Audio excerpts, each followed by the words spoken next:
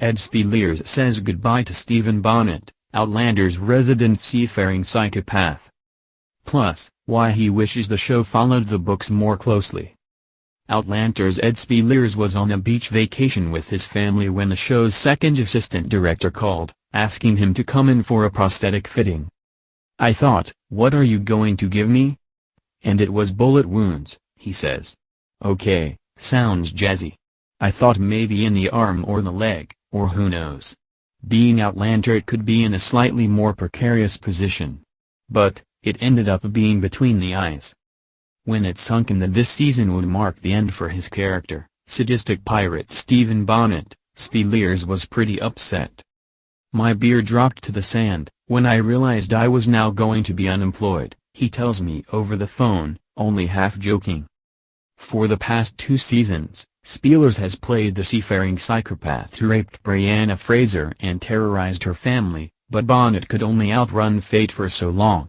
And while Speleers is sad to leave the series, he feels his final episode was a good way to say goodbye to the character.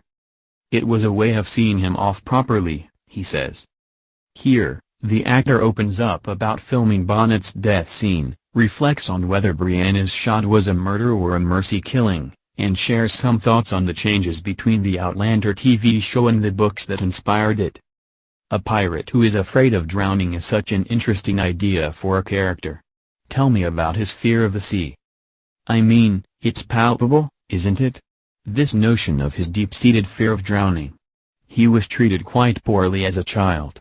They bound him, and then he was buried alive, essentially. And I wonder if that triggered something with drowning. Imagine being buried alive. It's a similar feeling to drowning. I think there's a link there. But he's really spent his whole life trying to conquer his fear in a way. And I think this is a common thing in human behavior. Sometimes your biggest fear, you end up trying to work as close to it as possible in order to conquer it, maybe never having a handle on it. I think it's a great character detail that Diana Gabaldon has come up with, to make this seafaring man a pirate. I think it's a brilliant character trait. Can you break down Bonnet's death scene for me? What was it like to film? Quite surreal is the only way I can think of it. When you know it's your character's death scene, there is a real danger of falling into this trap, of building everything up in your head. And of course, there's a huge amount of work you need to do to be ready for that moment, but the scene was weirdly still. In my mind it was, anyway. It was quite a tranquil setting, beautiful lake, beautiful woodlands, people in costume on the banks. And there was obviously crew there, and they were all geared up in this sort of diving gear that makes me think they could probably go to the bottom of the Arctic Ocean with it.